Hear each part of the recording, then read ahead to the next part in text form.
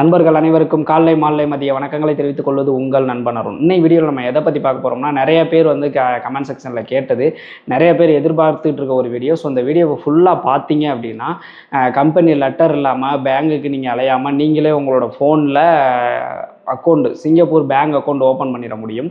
So அது எப்படி அப்படின்றத இந்த வீடியோவில் சொல்கிறேன். ஸோ கடைசி வரைக்கும் பாருங்கள்.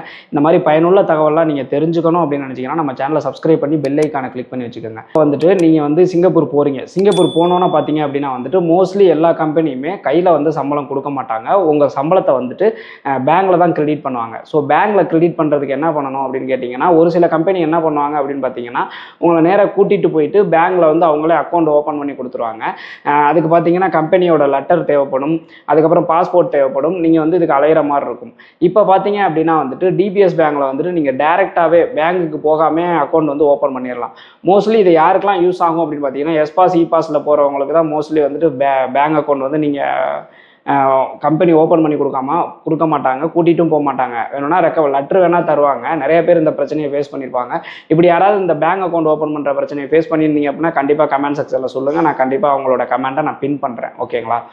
இந்த மாதிரி ப்ராப்ளம் இருக்கிறதுனால நிறைய பேர் ரொம்ப கஷ்டப்பட்டுட்டு இருக்காங்க. ஏன்னா ஒர்க்கிங் டைம்ஸில் தான் போகணும், ஒர்க்கிங் டேஸில் வந்து லீவு கிடைக்காது. இது மாதிரி பல ப்ராப்ளம் இருக்குது. ஸோ நீங்கள் என்ன பண்ணலாம் அப்படின்னு கேட்டிங்கன்னா, உங்கள் ஃபோனில் வீட்டில் உட்காந்துக்கிட்டே அக்கௌண்ட் ஓப்பன் பண்ணிட முடியும். ஏடிஎம் கார்டும் உங்கள் அட்ரஸுக்கு, நீங்கள் கொடுக்குற அட்ரஸுக்கே டேரெக்டாக வந்துடும். அதுக்கு என்ன பண்ணணும் அப்படின்றத ரொம்ப தெளிவாக சொல்கிறேன். ஓகேங்களா?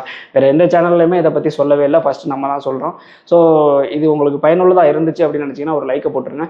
யாருக்கெல்லாம் பேங்க் அக்கௌண்ட் ஓப்பன் பண்ணுறதுக்கு சிரமப்பட்டுக்கிட்டு இருக்காங்களோ அவங்களுக்குலாம் அந்த வீடியோ ஷேர் பண்ணுங்கள். ஓகேங்களா?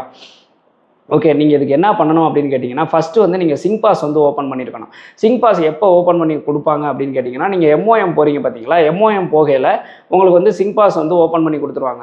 சிங்கப்பூரை பொறுத்த வரைக்கும் சிங்க் பாஸ் அப்படின்றது ரொம்ப ரொம்ப ரொம்ப இம்பார்ட்டண்ட்டு. அதோட நிறைய பேர் பார்த்தீங்க அப்படின்னா அதை ஒழுங்காக ஓப்பன் பண்ணுறது கிடையாது, அதோட பாஸ்வேர்டை கரெக்டாக மெயின்டைன் பண்ணுறது கிடையாது. இது மாதிரி ப்ராப்ளம்லாம் இருந்துச்சு அப்படின்னா சிங்கப்பூரை பொறுத்த வரைக்கும் எல்லா இடத்துலையுமே நீங்கள் பிரச்சனையை ஃபேஸ் பண்ணுவீங்க. அதாவது ஒரு இடத்துல வந்து இப்போ நீங்கள் போகிறீங்க அப்படின்னா கண்டிப்பாக எங்கே போனாலும் முன்னாடியெல்லாம் வந்துட்டு பர்மிட் வந்து நீங்கள் கொண்டுட்டு போகிற மாதிரி இருக்கும். இப்போலாம் பர்மிட்ன்றது தேவையே கிடையாது. சிங்க் பாஸ் இல்லை, சிங்க் பாஸ்லேயே உங்கள் பர்மிட்டு, உங்கள் டிரைவிங் லைசன்ஸ் எல்லாமே வந்து சிங்க் பாஸ்லேயே உங்கள் மொத்த ஐடி வந்துடும். இந்த மாதிரி நீங்கள் வந்து ஃபோன்லேயே வந்து ஓப்பன் பண்ணணும் அப்படின்னா சிங்க் பாஸ் கண்டிப்பாக வேணும்.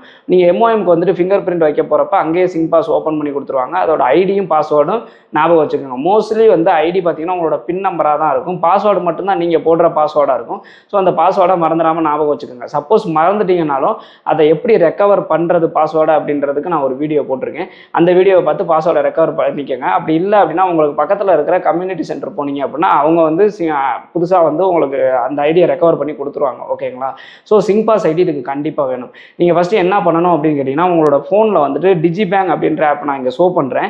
இந்த டிஜி பேங்க்ன்ற ஆப்பை வந்து டவுன்லோட் பண்ணிக்கோங்க. டவுன்லோட் பண்ணிவிட்டு ஓப்பன் பண்ணுங்கள். ஓப்பன் பண்ணோன்னே பார்த்தீங்க அப்படின்னா வந்துட்டு சைன் அப், அதாவது லாகின்னா நியூ யூசரு, சைன் அப் அப்படின்னா வந்துட்டு நீங்கள் புது யூசர். ஒன்று சைன் அப் அப்படின்னு வரும், அப்படி இல்லை அப்படின்னா நாட் அ கஸ்டமர் ஈட் அப்படின்றது வரும். இது ரெண்டில் ஏதாவது ஒன்று வரும், அதை நீங்கள் கிளிக் பண்ணுங்கள்.